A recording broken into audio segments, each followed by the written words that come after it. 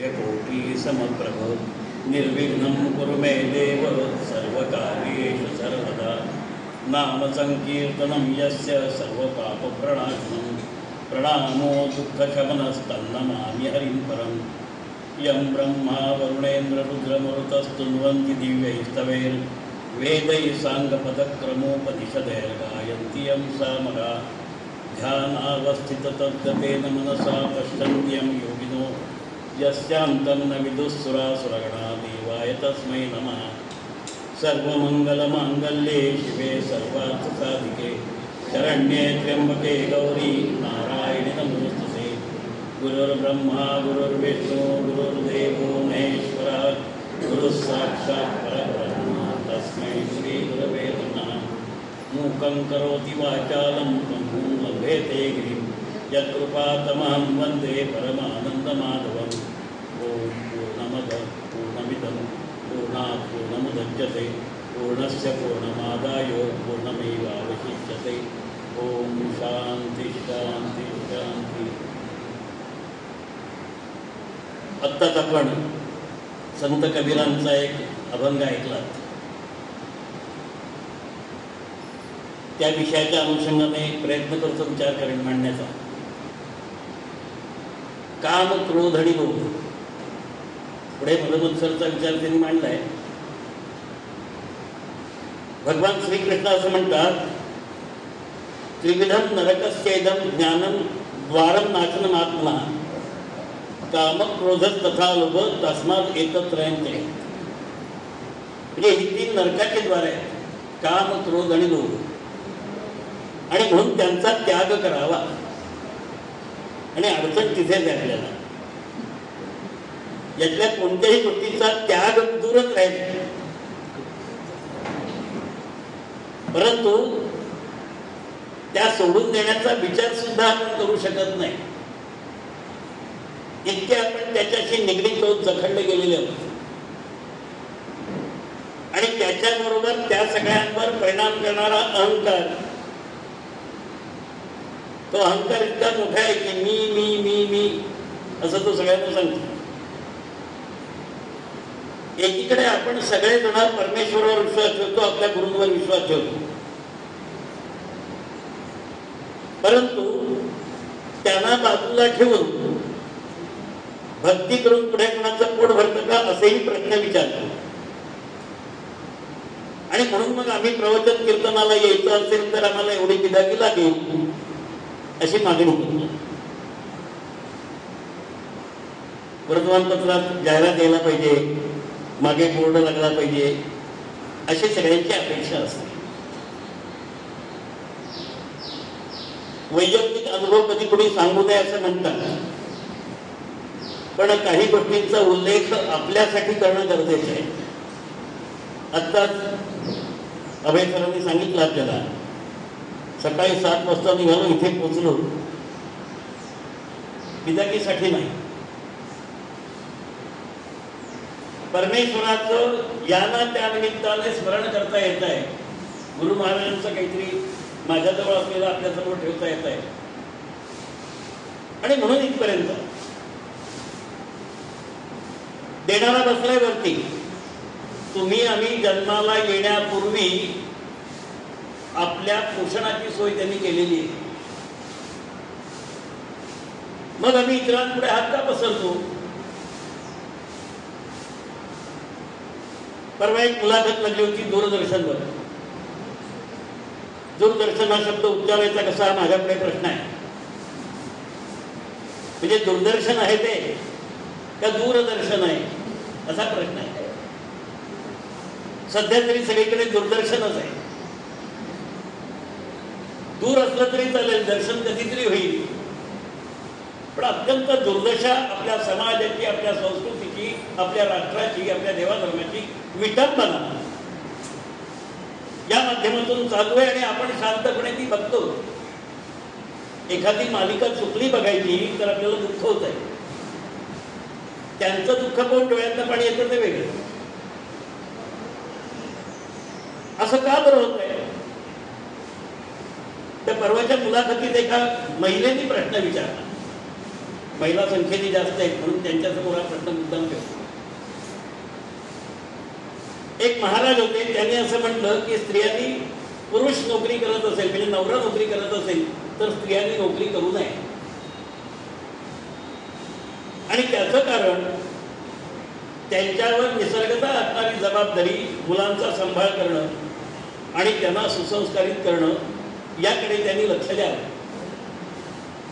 विद्वत्ता असली म्हणून नोकरी केलीच पाहिजे असा आग्रह धरू नये असं त्या मुलाखतीत सांगत होते. आपल्यालाही कदाचित ती मुलाखत पटणार नाही, कारण आपल्या गरजा इतक्या वाढवलेल्या आहेत आपण की त्या कमी कशा करायच्या. धर्म म्हणजे काय आम्हाला कळलेलंच नाही, कुटुंब म्हणजे काय आम्हाला माहितीच नाही, कारण आम्ही कुटुंब संस्थाच मोडकळी सांगली. कशी मोडकळी सांगली आहे? वयस्कर माणसं हल्ली विवाह जमवायचा असेल, काही लोक माझ्याकडे येतात या उद्योगामुळे, तुमच्या ओळखी सगळीकडे जरा बघा. एक काळ मी त्यासाठी प्रयत्न करत होतो, आता मी प्रयत्न करणं सोडून दिलं, कारण मला मुलीच्या आईकडनं प्रश्न विचारायला सुरुवात झाली, घरात डस्टबिन किती आहेत. मला अर्थ कळला नाही.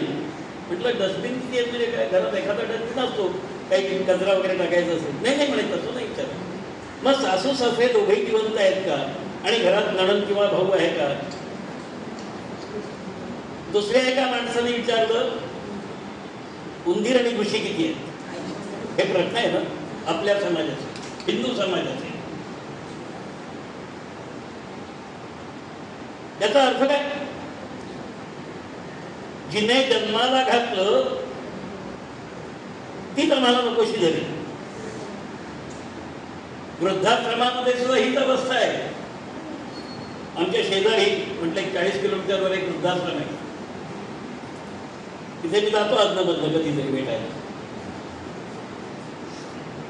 काय अवस्था आहे? हे कशातनं निर्माण झालं? राजा राणीच्या संसारामध्ये बाकीच्यांची लुडबुड नको म्हणून निर्माण झालं. पण याचे गंभीर परिणाम समाजावरचे आम्ही कधी विचारात घेतले का? 1957 साली माझे विचार, मला खात्री आहे स्त्रियांना कदाचित पटणार नाहीये, पुरुषांचा विचार करण्याचं कारण नाही, कारण त्यांच्याशी हा विषय कमी निगडीत आहे, स्त्रियांशी जास्त निगडीत आहे. आणि मी आधीच सांगितलं की स्त्रियांची संख्या जास्त असल्यामुळे त्या विषयाला धरून मला विषय मांडायचा. 1957 साली भारत सरकारने कुटुंब नियोजनाचा कायदा केला. आपल्याला सगळ्यांना आठवत असेल. 3 नंतर मुळीच नको, 2 नंतर थांबवा, लांबवा, 3 नंतर थांबवा, वगैरे वगैरे. भारतातल्या हिंदू समाजावर झालेला याचा परिणाम आपण कधी विचारात घेतला तो? मी संख्येचा प्रचार करत नाही, किती असावी काय. वरमेको गुणीपुत्रम नच मूर्ख शतान्यपि. एक गुणीपुत्र झाला तरी चालेल, पण तो गुणी असावा. एका बाजूला 100 कौरव आहेत, त्यांचे गुण काय आहेत आपल्याला सगळ्यांना माहिती आहे. मग असे 100 पुत्र आम्हाला नक्की नकोय. आधुनिक अर्थशास्त्राने शाळा कॉलेजमध्ये शिकवलं जाते, शिकलं जातंय. त्यांनी गरजांचा विचार मांडला आणि मग जास्त संख्या कुटुंबात का नको, तर आपलं भागत नाही म्हणून. काय भागत नाही? खिडक्यांना पडदे लावलेले असतात, ते दर 4 दिवसांनी 8 दिवसांनी बदलावे लागतात. ते पुन्हा काय वापरायचं, मग त्यासाठी खर्च करावा लागतो. ही गरज भागत नाही. बाकीच्या गरजांचं बोलत नाही, कारण सध्या सगळीकडे सगळ्या रस्त्यावर हॉटेल्सची संख्या वाढली. घरात करायला वेळ नाही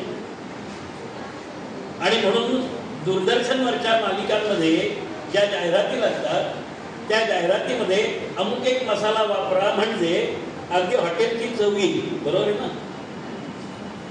म्हणजे आम्हाला घरातली चव नको, हॉटेलची आहे. एक काळ असा होता की आमचा महिला वर्ग घरामध्ये मसाले बनवत असे, पापड, लोणची, कुड्या, जे काही असेल ते पदार्थ घरात बनवत असे. आज ते बनवायला वेळच नाही. परवा एके ठिकाणी गेलो होतो, गुरुपौर्णिमेच्या दिवशी जाताना एके ठिकाणी शेलो. तिथे त्या घरातली महिला पुरणपोळी करत होती. गुरुपौर्णिमेला गुरुना प्रसाद दाखवायचा नाही. स्वामी समर्थांचाच त्यात आहे पंथातली. शेजाऱ्यांनी विचारलं, आत्ता कशाला पुरणपोळ्या करतेस? कारण आमच्या नेहमीच्या सरावाप्रमाणे श्रावणात किंवा होळीच्या सणाच्या वेळेला कराव्यात. आत्ता कुठे? तुम्हाला गुरुना आवडतात म्हणून करते. एवढ्या लवकर होणार का तुझ्या? कुणाला त्याला किती वेळ? अर्ध्या तासात तर सगळं.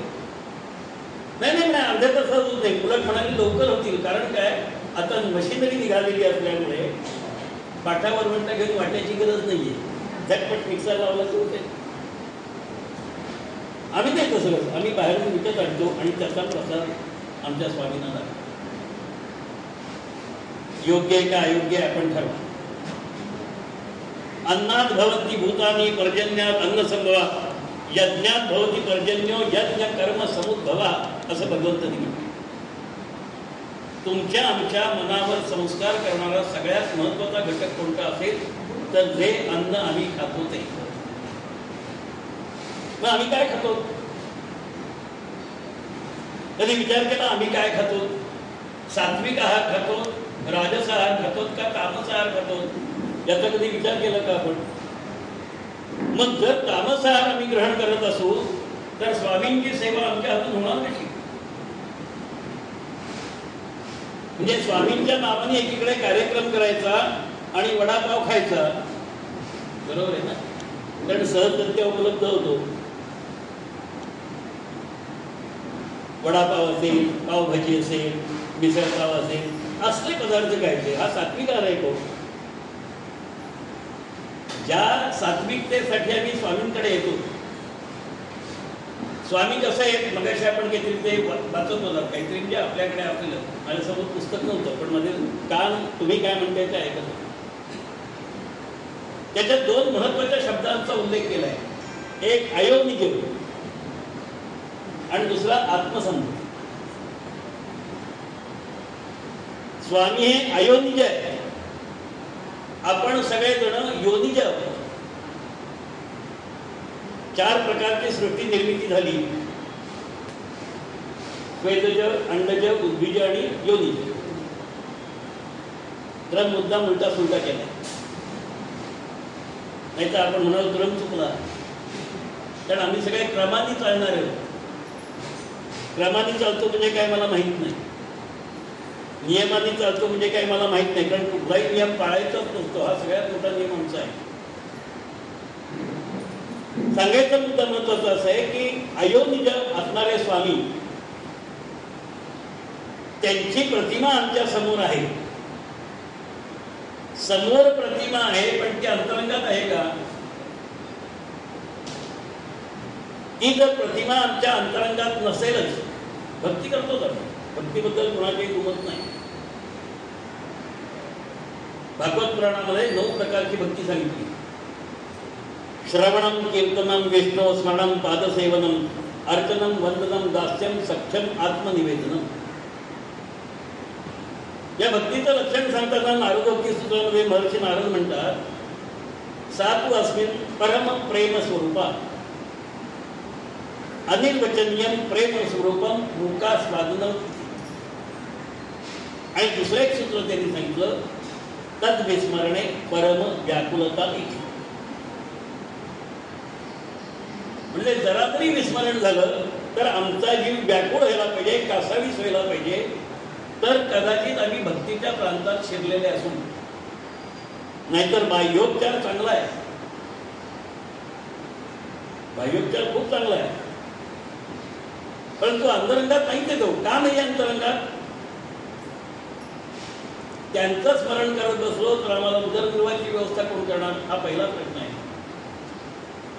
घरातल्या कामाचा रगाडा पडलाय असं म्हणतात ना. म्हणजे रगाडा पडलाय म्हणजे काय मला काही कळत नाही.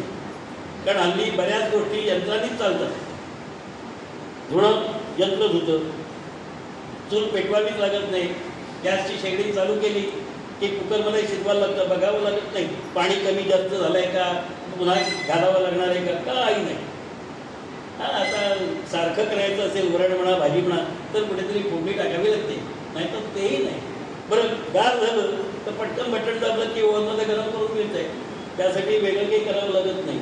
इतकं सगळं झालेलं असताना सुद्धा कामाच्या रगाडामध्ये नेमकं काय,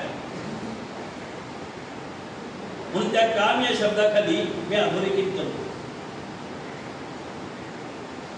कोणतं काम आमच्या समोर आहे? पटकन सगळं आवरायचंय आणि टीव्ही पाहायचं. पटकन सगळं आवरायचंय आणि आमच्या हातात जे आहे विकतचं दुखणं, त्याच्यावर काय चॅटिंग ना ते करायचं. काय तेच इंग्रजी शब्द वापरल्याशिवाय लक्षात येणार नाही, म्हणून ते वापरावे लागतात. आम्ही भाषेने प्रदूषित आहोत, आम्ही विचाराने प्रदूषित आहोत, आम्ही अन्नाने प्रदूषित आहोत, आम्ही देवाच्या भक्तीमध्ये सुद्धा प्रदूषित आहोत. आमचं राष्ट्र कोणतं हे सुद्धा आम्हाला माहीत नाही, आमची संस्कृती काय ही सुद्धा आम्हाला माहीत नाही, आमचा धर्म नेमका काय तोही आम्हाला माहीत नाही. मग आम्ही कोण? कस्त्वं कोहम कुता यातः कामे जननी कोमे तातः, असा आद्य शंकराचार्यांनी विचारलं. मी कोण आहे? स्वामी अयोनिज आहे, स्वामी आत्मसंभव आहे, आम्ही त्यांचे भक्त आहोत. मग आम्ही त्या आत्मरूपाशी एकाकार होण्यासाठी किंवा अहम ब्रह्मास्मीचा अर्थ आम्हाला समजून घेण्यासाठी आम्ही काय करतो? पुस्तकं जरूर वाचतो आम्ही, त्याच्यात दिलेला सगळा जो काही विचार आहे तो आम्ही मांडलेला आहे, ऐकलेला आहे, म्हणतो नाही, तोंडाने विचार आहे, कानावर पडतंय देखील सगळं, आम्ही ऐकतोय देखील सगळं, पण श्रवण करतोय का? आपण म्हणाल ऐकतोय म्हणजे श्रवण केलं की नाही. श्रवण केली याचे फळ क्रिया पालके तात्काळ. आम्ही जे ऐकलं त्याप्रमाणे आमच्या क्रियेमध्ये, आमच्या कर्मामध्ये, आमच्या दैनंदिन कामकाजामध्ये बदल झाला का? इतर काय करतात याचा विचार आपल्याला करण्याचं कारण नाही. पण मी जे काम मी स्वीकारलंय, बरीचशी कामं आपण स्वीकारतो, ते काम मी प्रामाणिकपणे निष्ठेने करीन असा संकल्प आपण करू शकतो का? म्हणजे समजा एखाद्या कार्यालयात आपण नोकरी करतो,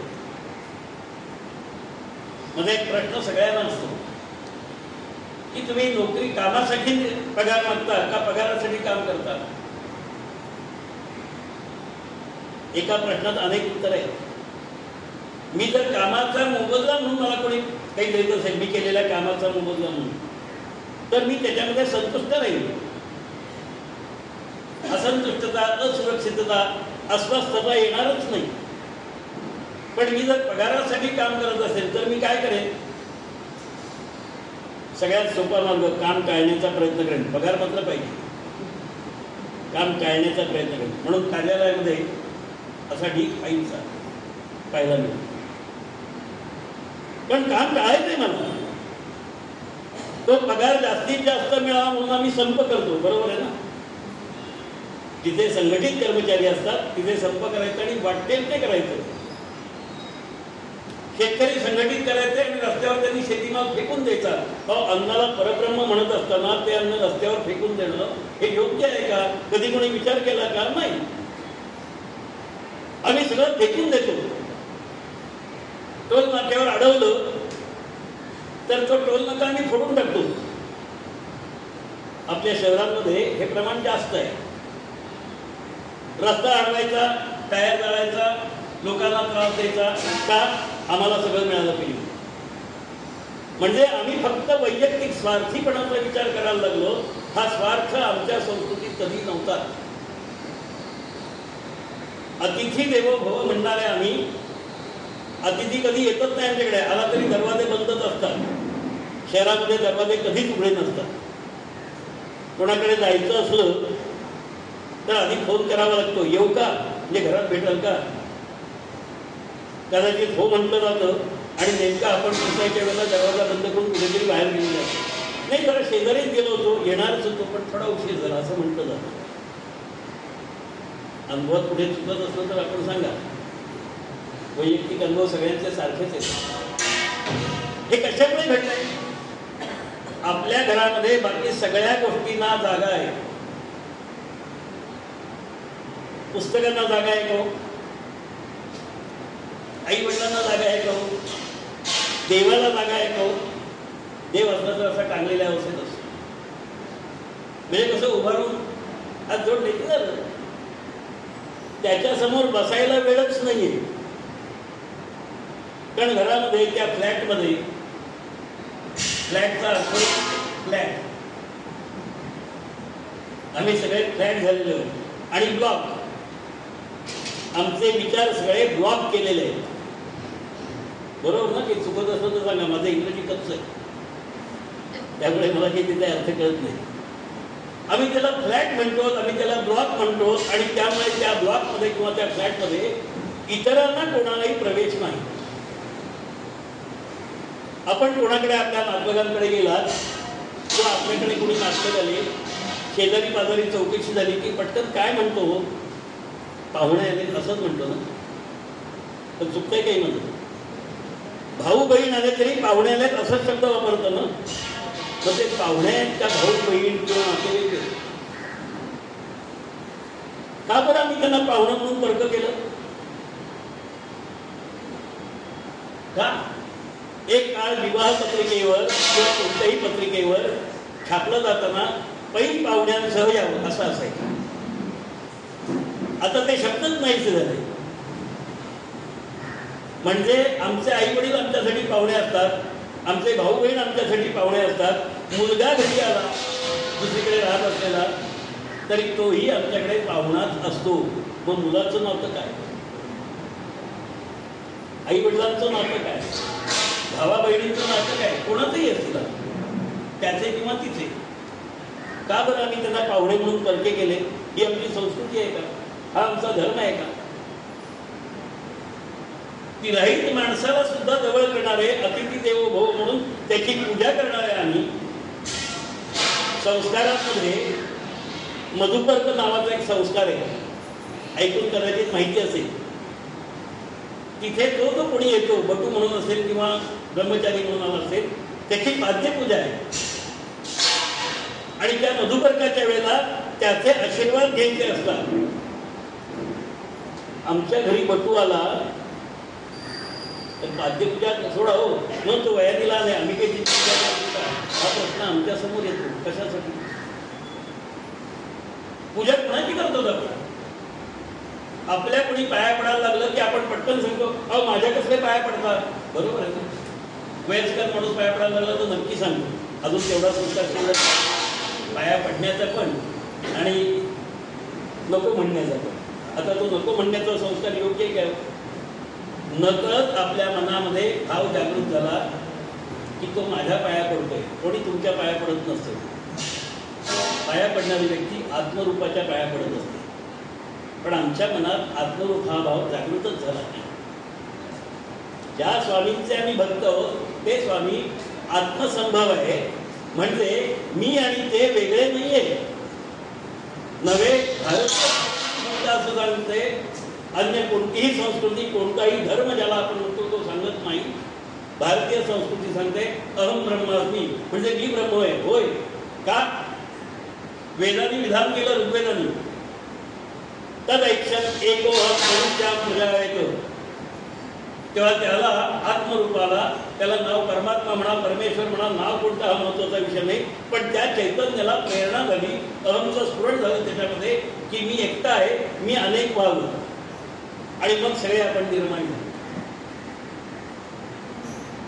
छांदोग्य उपनिषदाचा सिद्धांत आहे सतात सज्जायते, म्हणजे सत पासून सतची निर्मिती झाली. मग ज्या ब्रह्मापासून आपण सगळे निर्माण झालो, ज्या सत पासून आपण सगळे निर्माण झालो, ते असत कसं आहे ना? त्यांच्यामध्ये जातीभेद आला कुठं? त्यांच्यामध्ये भाषाभेद आला कुठनं, त्यांच्यामध्ये प्रांतभेद आला कुठनं, त्यांच्यामध्ये लिंगभेद आला कुठनं, त्यांच्यामध्ये विविध प्रकारचे श्रेष्ठ कनिष्ठ किंवा ज्येष्ठ आणि लहान असा भेदभाव आला कुठून? ते ब्रह्मच आहे ना. मग ते ब्रह्म आहे, त्याच्यापासून माझी निर्मिती झालेली असेल तर मीही ब्रह्मरूपच आहे. मग मी असं का म्हणतो? माझ्या हाताखालचा नोकर असेल त्याला हलका समजायचं, माझ्या वडीचा बॉस असेल त्याला लोकांना घालून शरण द्यायचं का?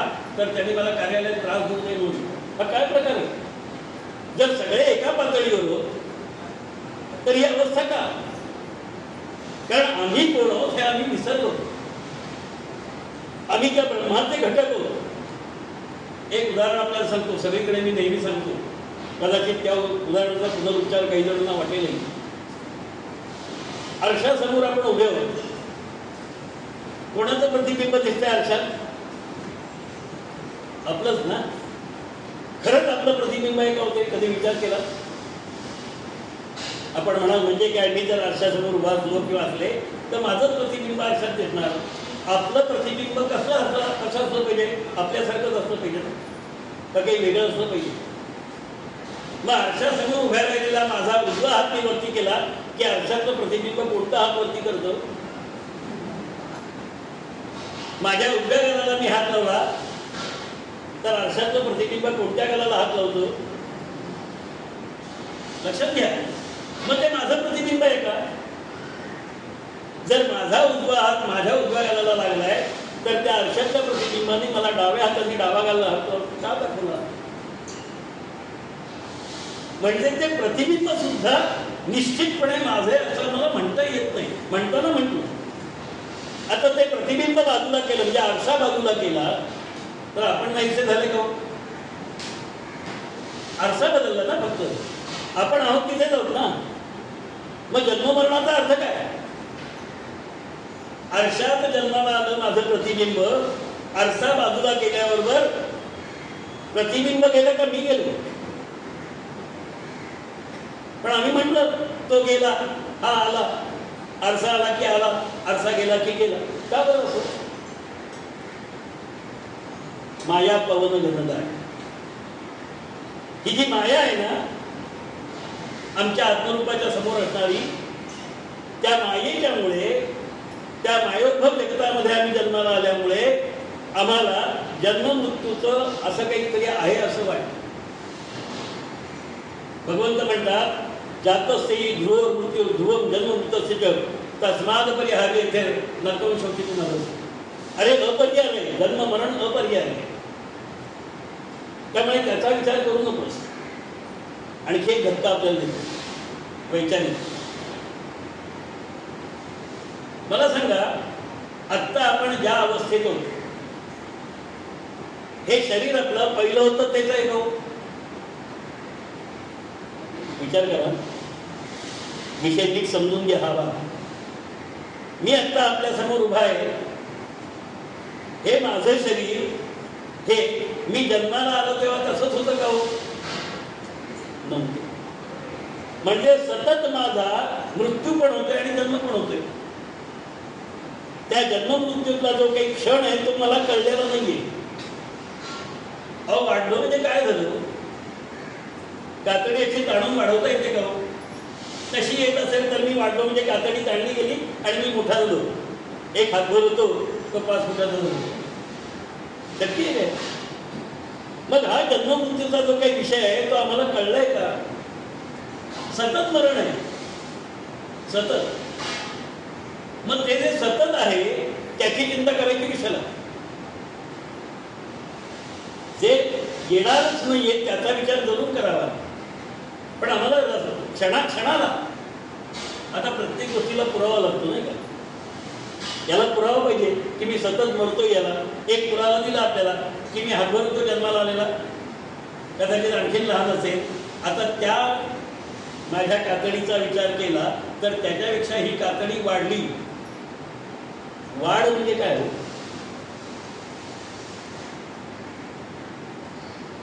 विलास किंवा वाढ म्हणजे काय? तत्वज्ञानाच्या प्रांतामध्ये 6 दर्शनं आपल्याकडे आस्तिक दर्शनं म्हणून मांडली जातात. सांख्य, योग, न्याय, वैशेषिक पूर्व मीमांसा आणि उत्तर मीमांसा किंवा त्याला वेदांत म्हणतात, अद्वैत वेदांत. ही आस्तिक दर्शनं मानली. आणि बौद्ध, जैन, चार्वाक किंवा लोकायत ही नास्तिक समजली जाते. त्याच्यानंतरही शुद्धाशुद्ध, विशेषाद्वैत, द्वैताद्वैत अशी बरीच निर्माण झाली. एकूण 14 दर्शनशास्त्र भारतामध्ये निर्माण झाली. अहोरात्र म्हणून पण एक दर्शन आहे. या सगळ्या दर्शनशास्त्रांनी आत्मरूपापासून निर्मिती झाली हे मान्य केले. मग जर मी त्या आत्मरूपापासून म्हणजे ब्रह्मापासून मी निर्माण झालोय तर मी ब्रह्मच आहे हा विचार माझ्या चित्तात काढताच होत नाही. मी स्वतःला कोणीतरी वेगळा का मानतो? लहानपणी मूल जन्माला आल्यानंतर घरामध्ये नामकरण विधी केला जातो. आता त्याला नामकरण म्हणायचं नाही. दरवर्षी साजरा केला जाणारा वाढदिवस म्हणून तो असतो. आपण त्याला काय म्हणतो? बर्थडे. मराठी बोलता येत नाही आणि केक कापल्याशिवाय बर्थडे साजरा होत नाही. बरोबर ना? विझवायचं आणि कापायचं हा संस्कार आम्ही स्वतःवर आणि आमच्या मुलांवर करतोय. योग्य आहे का अयोग्य आहे आपण? मग ते नामकरण विधीच्या वेळेला आपण लोकांना आमंत्रण देतो ना, या हो सगळ्यांनी या. कशासाठी? मुलाला पाळण्यात घालायचंय, त्याचं नामकरण विधी करायचंय. मुलगा असेल, मुलगी असेल, कोणी. आता आपण सगळ्यांना आमंत्रण देऊन त्या मुलाला किंवा मुलीला नावं ठेवण्यासाठी बोलवलंय ना, मग त्यांनी पुढे आयुष्यभर त्याला नावं ठेवली तर आपल्याला राग येण्याचं कारण काय? बघा, आपण समजा गोविंदा नाव ठेवलं असेल, आपण त्याला गोविंदा म्हणून हाक मारतो का हो? गोंद्या. परशुराम नाव असेल, हर्षा. आणखीन काय काय नाव? स्त्रियांची नावं घेत नाही काय असतात? काय चाललंय? कशासाठी? चांगलं नाव ठेवलं गेलंय, ते चांगलं नाव चांगलं आहे हे त्या मुलाच्या मनावर कधी बिंबवलंय का? तुझ्या नावाला काळीमा लागणार नाही अशा प्रकारचं जीवन तुला जगायचं आहे हा संस्कार त्या मुलावर आम्ही कधी केलाय का? नाव सीता असतो, खेडेगावात नावून ठेवतात, मग ती सीतेसारखी वाटते का? बघा, विचार करू. पंचगन्या स्मरे नित्यम महापातकनाशनम असं म्हटलंय. सगळ्या स्त्रियांची नावं बघा काय आहेत. आठवत असतील आपल्याला, श्लोक माहिती आहे सगळ्यांना, मला खात्री आहे. अहल्या, अहिल्या नव्हे, अहल्या, द्रौपदी, सीता, तारा, मंदोदरी तथा. या अहल्येवरचा रामायणातला खोटा अक्षर सगळ्यांना माहिती आहे. मी मुद्दाम खोटा शब्द वापरलाय. अहल्येने इंद्राबरोबर जार कर्म केलं म्हणून तिला गौतमाने सोडली आणि निघून गेले. बरोबर ना? असेच रामकथा सांगतात ना कथाकार सुद्धा. मी थोडा कडक बोलणारा माणूस आहे. आपल्यापैकी काही जणांना यापूर्वी ऐकलंय, मला माहिती आहे मी काय. खरंच ती असं बघली का? जो पती आपल्या पत्नीला सांगतोय की मी तुला सोडून जाणार आहे, पण राम इथे आले की मी परत येणार आहे, तर ते जारकर्म विसरणार आहे का तो पती? एकदा परित्यक्ता केलेल्या स्त्रीचा स्वीकार पुरुष करत असा करेल का? आणि त्या काळातला नाही करणार. याचा अर्थ काय? इंद्र म्हणजे काय? अहल्या म्हणजे कोण? हल म्हणजे नांगरणं. जी नांगरली जात नाही तिला अहल्या असं म्हणतात. म्हणजे जमीन, पडीक जमीन. तू जे काही कर्तृत्व दाखवलंयस, अहल्या ही वैज्ञानिक स्त्री आहे. आला ना धक्का? त्या अहल्याचं पहिलं नाव आहे. तिने विज्ञानाच्या द्वारे असं काही शोधून काढलं, असं अस्त्र शोधलं, दिव्य अस्त्र. आजच्या काळात सांगायचं असेल तर कदाचित परमाणूचा आणि याचा शोध लावला, ते अस्त्र बनवलं, परमाणू बॉम्ब म्हणा वाटलं तर त्याला. त्यामुळे ती सगळी जागा प्रदूषित झालेली आहे. अशा जागेत गेलो तर तिथे त्या किरणांचा त्रास आपल्या शरीराला होऊ शकतो. चेर्नोबिलचा अणुस्फोट कदाचित आपल्याला आठवत असेल, अणुभट्टी फुटली. म्हणून परिसरातल्या लोकांनी तिथलं दूध सुद्धा घेऊ नये, दुधाची पावडर सुद्धा खाऊ नये असा फतवा महाराष्ट्र सरकारने काढला होता त्या काळात. मी 83-84ची गोष्ट सांगतोय. काही जणांचा जन्म झालेला नसेल, बऱ्याच जणांचा झालेला, की ते दुधाचे पदार्थ आपण खाऊ नये म्हणून भारतामध्ये, महाराष्ट्रामध्ये ते पदार्थ विकण्यावर बंदी यावी अशा प्रकारचा एक अर्ज औरंगाबाद खंडपीठामध्ये आमच्या शिक्षक संघटनेने केलेला होता. कारण त्याचे होणारे परिणाम शरीरावर घातक आहेत शरीरात. मग ते परिणाम होऊ नयेत असं वाटत असेल तर तिथे कोणीही येता कामा नये. मग काय करायचं? आज नियम मोडणारच सगळीकडे. धबधब्यावर जाऊ नका, जीवाला त्रास होईल असं सांगितलेलं असताना सुद्धा त्या वाहत्या पाण्यामध्ये जाणं आणि मरणं आणि मग सरकारच्या नावाने खडे फोडणं, दुसरं काय मी करू? नियम पाळायचेच नाही हाच आम्ही नियम केलेला दिसतोय. त्या काळात नियम पाळणारे लोक होते, इथे यायचं नाही. मग काय करायचं?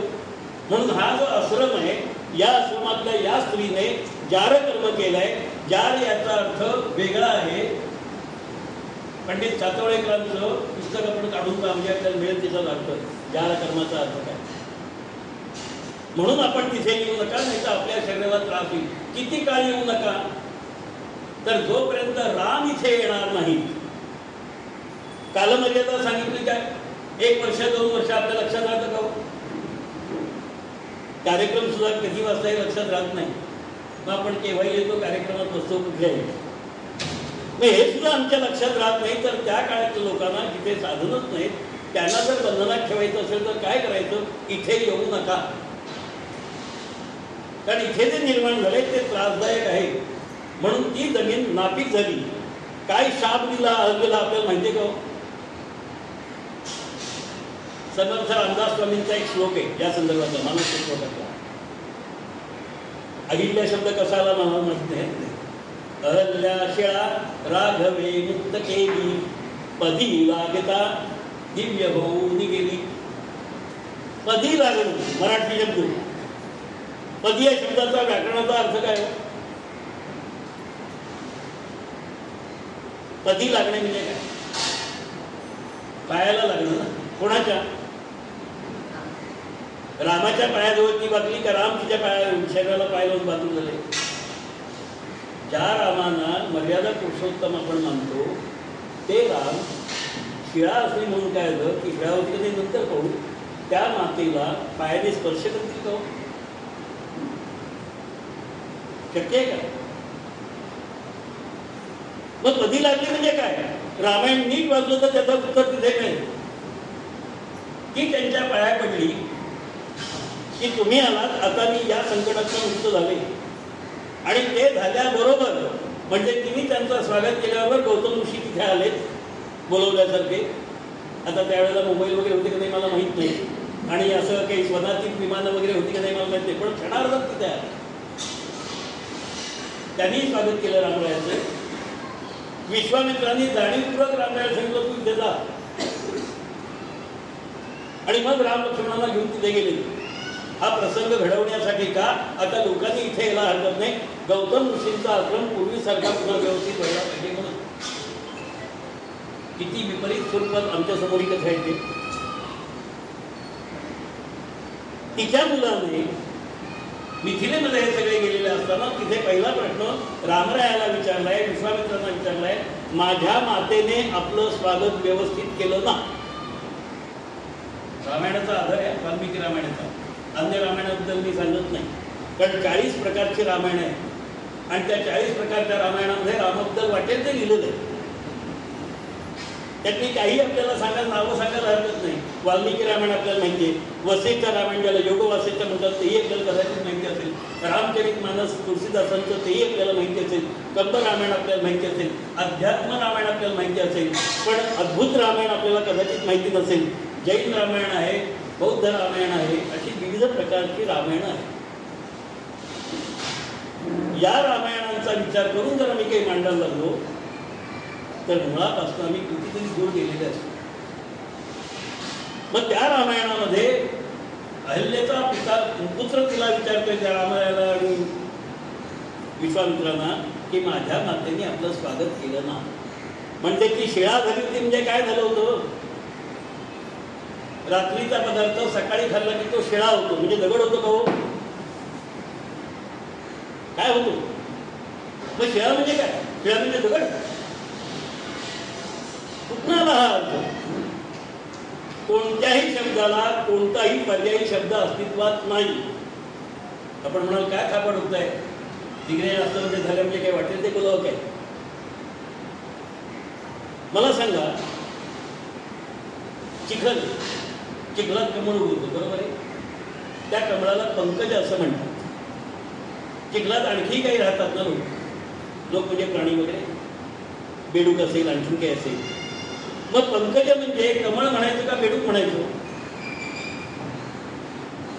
शाळेत शिकलो ना आपण, कमळाला पर्यायी शब्द पंकज, पंकेज आहे ते चिखलात जन्माला येतं ते.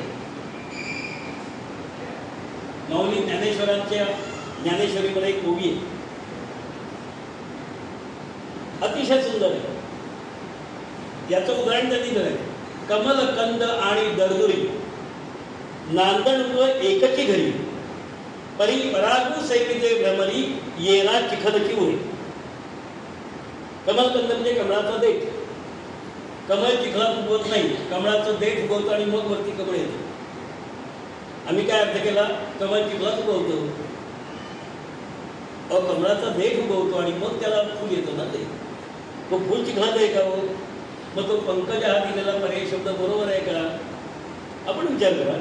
कोणी शिक्षक असतील तर मला माफ करा, कारण शिक्षकी पेशात ह्या सगळ्याच्या काही संकल्पना आपण चुकीच्या गृहीत केलेल्या आहेत. कारण बाबा वाक्यप्रमाणे त्यांनी तसं सांगितलं, आम्ही तसं शिकवू, आम्हाला माहीत नाही चालायचं. दरदुरी म्हणजे बेडू, दोघेही चिखलातच आहे. पण कमळाचे परागकण खाणारा भुंगा आहे, त्याच्यामध्ये स्वतःला सामावून घेणारा भुंगा आहे, राहणारा.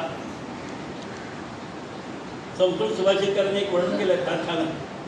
रात्रीर्गमिष्यति भविष्यति सुप्रभातम भास्वादुदेशति हसिष्यति चक्रवाकम कोशंगते मनसि चिंतयति द्विरेफे. पुढचं बोलत नाही. तो भुंगा विचार करतोय ही कमलिनीची पाकळी कधी उमलेल आणि मी बाहेर पडेल म्हणून. जो भुंगा कठीण असणाऱ्या लाकडाला पोखरू शकतोय तो त्या कमलिनीच्या पाकळीला इजा करत नाही. आणि बेडूक मात्र चिखलात जातोय. आमची संस्कृती कमळासारखी विकसित होणारी, तिथे परागकण घेण्यासाठी बाहेरून येणारी माणसं असताना या संस्कृतीचा अभ्यास करून त्यांचं तत्वज्ञान निर्माण करणारी माणसं असताना आम्ही मात्र त्या बेडकासारखे आमच्या संस्कृतीत नसलेल्या गोष्टींच्या चिखलात रमलेले आहोत. हे आम्हाला कधीतरी सोडायला पाहिजे. स्वामींनी हे केलं. स्वामींचं चरित्र माझ्यापेक्षा आपल्याला जास्त माहिती आहे, मला खात्री आहे.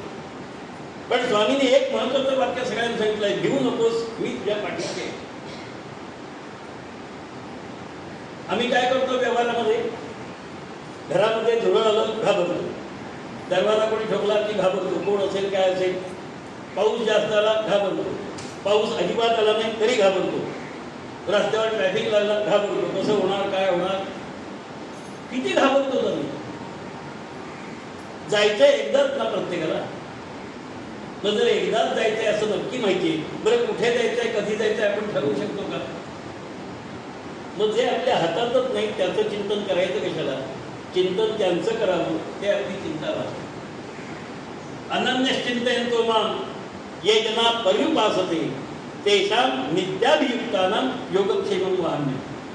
जे माझ्याशी नित्ययुक्त आहेत, म्हणजे मला क्षणभर देखील विसरत नाही, तद विस्मरणे परम व्याकुलता येते, अशी अवस्था ज्यांची असते त्यांच्या योगक्षेमाची काळजी मी पाहतो. त्यांना त्यांचा आशीर्वाद मिळतो. मग आम्ही जर त्यांच्याकडे जायचं असेल, गुरु म्हणून त्यांना आम्ही मानत असलो, तर आम्ही आमच्या चिंता सगळ्या बाहेर सोडल्या पाहिजेत आणि त्यांच्याकडे गेला.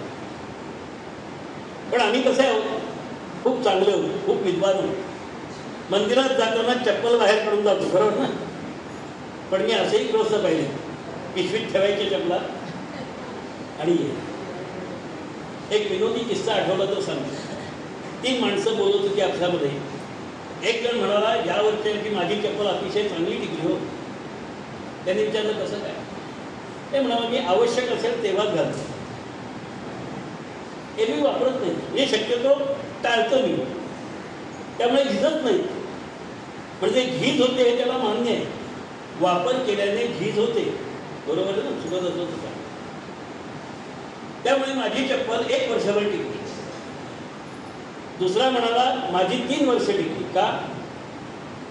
मी आवश्यक काही होणार नाही असंच व्यवस्था करतो, जे शक्यतो मला चप्पल घालून बाहेर जायची वेळच येत नाही, त्यामुळे 3 वर्ष टिकली. तिसरा म्हणाला, माझी 10 वर्ष टिकली. का बरं? मी त्या पिशवीत ठेवतो आणि चालत जातो. आमची भक्ती अशी आहे का?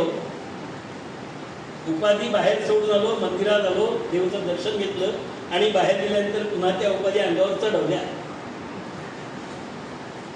कशी भक्ती होती? एकदा ते उतरवलं अहंकाराचं ओझं डोक्यावरचं, कामक्रोधादी विकारांना एकदा बाहेर ठेवलं की ते पुन्हा आपल्याला येऊन चिकटणार नाही याची काळजी घ्यायला नको का? पण ती कशी घेणार आम्ही? त्याने आमच्या जवळ येऊ नये कोणी कामक्रोध लोभादी विकारांनी. म्हणून आम्ही काय केलं? ते आम्हाला येऊन चिकटतील, ते आमच्यावर हवी होतील, म्हणजे स्वार होतील, अशाच प्रकारचं वातावरण आमच्या घरामध्ये आणि समाजामध्ये आम्ही निर्माण करत असलो आम्ही, तर ते आम्हाला चिकटणारच आहे. म्हणजे घरामध्ये विविध प्रकारचे भोग भोगत असणारे आम्ही कामाला जवळ कसे येऊ देणार नाही? ते येणारच आमच्या जवळ ना. उपवासाचा दिवस असला, आषाढी एकादशीचा मगाशी उल्लेख केला सरांनी. एकादशी म्हणजे काय? आम्ही 8 दिवस आधीच विचार करतो, आता एकादशी हो, मग उपवासाचं काय खायला करायचं म्हणायचं का एकादशी? आम्ही सातत्याने तो विचार करतो. हा, मग आता काय साबुदाणा घ्यायचा का आणखीन काय करायचं? नाही, मग बाहेर ज्या वेळेला कामावर जातं, नोकरीवर जावं लागतं, खाजगी कंपनीत नोकरी असेल तर सुट्टी नसते, सरकारी असते पण खाजगीला नाही. मग आता डब्यात काय न्यायचं? पदार्थांची नावं घेण्यासाठी मी इथे उभा नाहीये, आपल्या मनात सगळ्यांच्या पदार्थ आहेत, मला खात्री आहे. त्यातून चिंतन कोणाचं करायला पाहिजे होतं? एकादशीच्या निमित्ताने परमेश्वर असेल, आत्मरूप असेल, आमचे गुरु असतील, त्यांचं चिंतन व्हायला पाहिजे. पण त्यांचं चिंतन न करता आम्ही डब्यात काय न्यायचं याची चिंता करतो, आम्ही उद्या उपवासाला काय खायचं याची चिंता करतो. आणि मग एकादशी दुप्पट खाशी तरी म्हणे मी उपाशी, अशी आमची अवस्था. या अवस्थेतून बाहेर पडायचं असेल तर आम्हाला काय करायला पाहिजे? या तिघांना बाजूला ठेवायला पाहिजे, काम, क्रोध आणि लोभ. रस्त्याने जाताना हॉटेलमधला वास बाहेर आला. पूर्वी हॉटेलवाले काय करत असत? तळणी बाहेर ठेवत असत. आता तसं चालत नाही. त्या तळणीत त्यांनी सोडला, आहा हा, काय सुंदर वास होते, आम्ही लगेच आलो. कारण त्याची जाहिरात करण्याची ती पद्धत होती. आता उघड्यावरचे अन्नपदार्थ खाऊ नयेत असं सरकारने किती ओढून सांगितलं. शाळा कॉलेजमध्ये शिकवलं गेलं तरी सुद्धा गटारावर उभ्या असलेल्या गाडीसमोरच उभे राहून आम्ही खातो ना. शिकलोय काय? उघड्यावरचे पदार्थ खाऊ नये, स्वच्छता असावी. ग्लासमध्ये मोठं बुडवून आणणारा वेटर आम्हाला चालत नाही, त्याच्यावरनं आरडाओरडा झाला. म्हणून आता वेटर काय त्याला म्हणायचं? ट्रे ना, मराठी शब्दच नाही. डिश सुद्धा इंग्रजी शब्द आहे, ट्रे सुद्धा इंग्रजी शब्द आहे, ग्लास सुद्धा इंग्रजी शब्द आहे. पण मी जर असं म्हणलं त्याच्यामध्ये भांडं ठेवून, त्या ताटामध्ये भांडं ठेवून तो आणतो, तर आपण म्हणाल काय एवढं पण कळत नाही, त्याला काही भांडं म्हणतात का? ग्लास म्हणतात. आता ग्लास म्हटल्यावर काय उभं राहतं समोर, नजरेसमोर? साधं पाणी उभं राहतं का रंगीत पाणी उभं राहतं? लोकांना आपण सांगतो बाटली घेऊन नाही हातात, बरोबर आहे ना? पण आपण हॉटेलमध्ये ज्या वेळेला काय म्हणायचं त्याला, शीतपेय नाही म्हणायचं, कोल्ड्रिंक, ती बाटलीच तोंडाला लागतो. मग ती बाटली, त्यातलं पाणी कोणत्या रंगाचं आहे हे त्या लहान मुलाला कळतंय का? मग त्या लहान मुलाच्या हातात अशी बाटली देणं योग्य आहे का? रंगीत पाण्याची त्याला कुठे चव माहिती? तुम्ही दिलं त्याने घेतलं. देई वाणीने घेई प्राणी, मराठी म्हणून फार चांगलं येतं. त्यांनी ते पेलं आणि मग त्याला असं कळलं की बाटलीतलं प्यायचं असतं. त्यांनी पेला सुरुवात केली. जबाबदार कोण? संस्कार आम्ही करतो, आमच्या आचरणातून ते होत असतात. करतो म्हणणं चुकीचं आहे. माझ्या आचरणातून परिसरातल्या लोकांवर माझे संस्कार होत आहेत, तर त्यांच्या आचरणाचे संस्कार माझ्यावर होत आहेत, हा विचार आम्ही कधी केला का? धर्म कशाला म्हणायचं? कर्तव्याला धर्म म्हणायचं ना.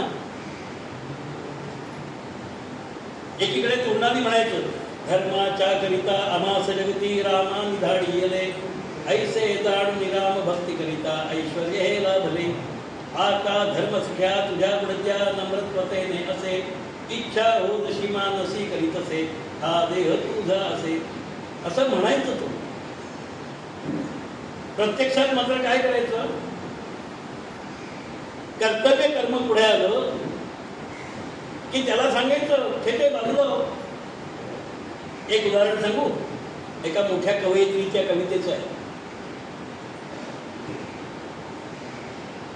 अक्रूरा नेऊ नको माधवा असं गीत. जुन्या लोकांनी त्यांनी मराठी कविता वाचली, ज्या आधी कविता वाचायच्या असतात त्या समजून घ्यायच्या असतात. हाच आम्हाला माहिती नसलेला विषय. अलीकडच्या काळात त्या कविता कशा असतात?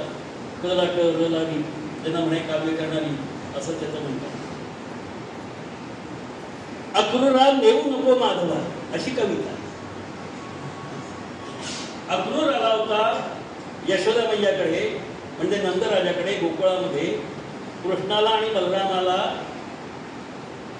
मथुरेत घेऊन जाण्याचं. कंसाने आमंत्रण दिलं होतं म्हणून. तो कंस मारे म्हणून तू नेऊ नकोस असं त्या कवयित्रीचं म्हणणं. अक्रूरा नेऊ नको माधव, नाही तो तुला मारेल. तो आता तो जन्माला कशासाठी झालाय?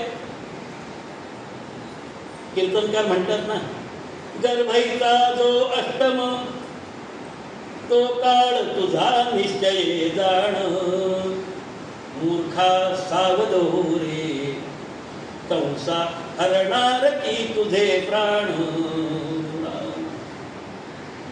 हे कंसा, देवकीच्या उदरी येणारा 8वं मूल तुझा घात करणार आहे. मग ते 8वं मूल आहे देवकीचं, हे सगळ्यांना माहिती आहे का नाही प्रश्न आहे. पण कवयित्रीला नक्की माहिती आहे ना. त्या काळच्या लोकांना कदाचित माहिती नसेल, नक्की माहिती. आणि त्याने स्वतः वचन दिलेलं आहे, यदा यदा हि धर्मस्य ग्लानिर्भवति भारत अभ्युत्थानम अधर्मस्य तदात्मानं सृजाम्यहं परित्राणाय साधूनां विनाशाय च दुष्कृतां धर्म संस्थापनार्थाय संभवामि युगे युगे. कंस जर सामान्य माणसाचा छळ करतोय, तर त्या कंसाचा वध व्हायला पाहिजे हे त्याला नक्की माहिती आहे. त्याला नेण्यासाठी अक्रूर आलेला असताना त्याच्या मार्गामध्ये आडवं येणं बरोबर आहे का? तू कर्तव्य करू नकोस असं मुलाला सांगणं हे बरोबर आहे का? आम्ही करतोच ना ते. रस्त्यावर अपघातामध्ये कोणी टायबंदी झाला असला, आमच्या मुलांनी पाहिलं, आमच्या दरवाज्यातनं चुकून दरवाजा उघडा होता, आवाजाला म्हणून बघितलं, मुलगा तिथे जायला लागला, तर आम्ही काय म्हणतो, अरे तुझं तुझं उगाच कोणीच त्रास देते. बरोबर आहे ना? का बरं? त्या मरणासन्न अवस्थेत पडलेल्या किंवा रक्तवात असणाऱ्या माणसाला वैद्यकीय उपचारासाठी घेऊन जाणं हे आमचं कर्तव्य नाही. समाज बांधव म्हणून शाळेमध्ये प्रतिज्ञा शिकवली जाते ना, भारत माझा देश आहे. म्हणजे काय? माझ्या देशातले, बरोबर ना, माझे बांधव आहे, माझ्या देशातल्या परंपरांचा मी पाहिजे. काय याचा अर्थ काय? आम्ही बांधव म्हणून कधी पाहिलं का आमच्या बाजूला? पाहतच नाही. मग बंधू म्हणजे काय? एक संस्कृत सुभाषित आहे, फार सुंदर आहे, अर्धवट सांगणार सगळं ते सांग. कांता कांचन पुत्र मित्र दुहिता जामात माता पिता बंधू इतरपी सुणे परिणये संख्या नये मोजता. संख्या मोजता येत नाही इतके सगळे लोक आहेत. कांता पत्नी, कांचन म्हणजे द्रव्य, पुत्र मित्र दुहिता जामात जावई माता पिता, हे कोणी तिथे येत नाही अंतिम यात्रेच्या वेळेला. काय उपयोग आहे त्यांचा? काळाची हे उडी पडेला बा तेव्हा सोडविना तेव्हा माई बाप. म्हणून महाराज म्हणाले नको नको मोना गुंतू माय जाळी काळाला जवळी ग्रासावया. नको नको मोना गुंतू माय जाळी तुका म्हणे तुझ सोडविना कोणी तेथे चक्रपाणी वाचोनिया. नको नको मोना गुंतू माय जाळी.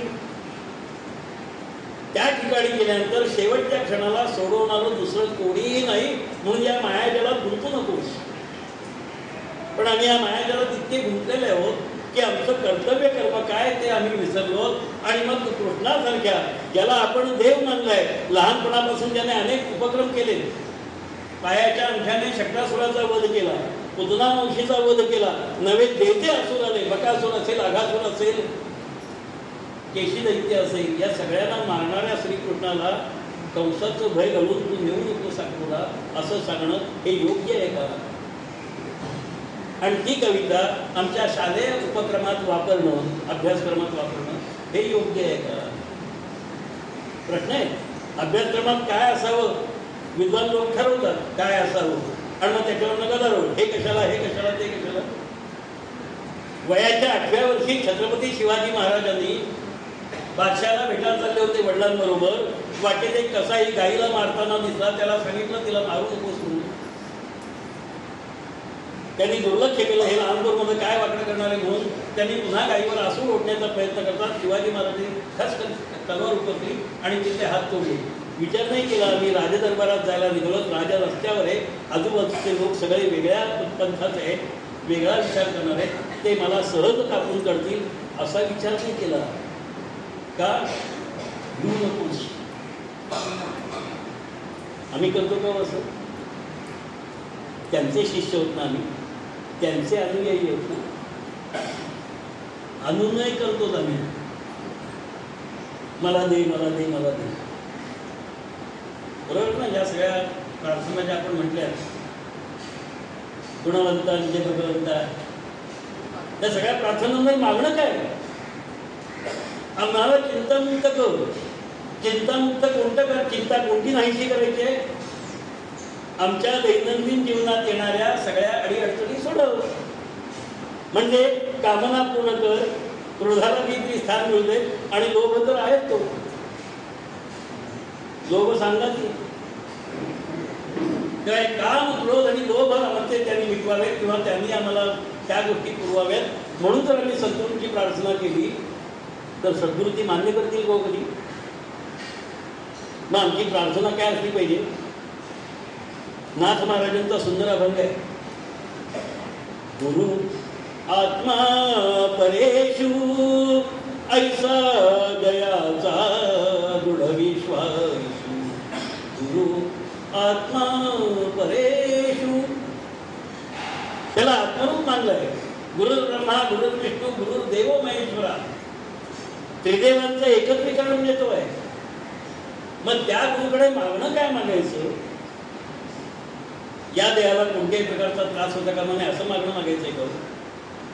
अहो, जे अशाश्वत आहे ते कधीतरी जाणारच आहे, मग त्याच्यात गुंतून का पडायचं?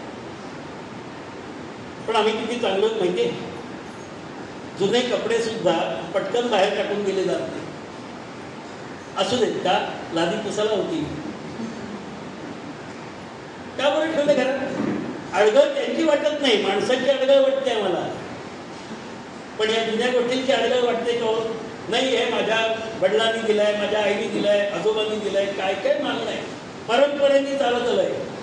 त्या मालिकेमध्ये दाखवतात ना, ही कंकण किंवा ही न परंपरेने चालत आलेली आहे, घे ग बाई तू सांभाळ आता. का बरं? आता ते नाक सुद्धा एवढं बारीक झालं आहे की नथीचं वजन पेलायचं कसं हो? हा, जुन्या काळातल्या जर सिद्धेशाही वगैरे नथी असतील ना तर घेऊन पहा. म्हणून आता दुकानदार सुद्धा आता बारीक करतात. आणि हल्ली तर आता ती चमकी तर गेलीच केव्हा, ती चमकली कधी आणि गेली कधी कळलंच नाही. पण घातली तरी दूरदर्शनच्या मालिकांमध्ये सुद्धा एवढीच उठावर येतं का म्हणा, काय प्रकार आहे? ती कशासाठी घातलं हेच कळलं नाही आम्हाला. गळ्यातलं जे असतं ना, दासीपणाची खोड म्हणून काढून ठेवायचं, नाही तर तुटेल ते. बरोबर आहे ना?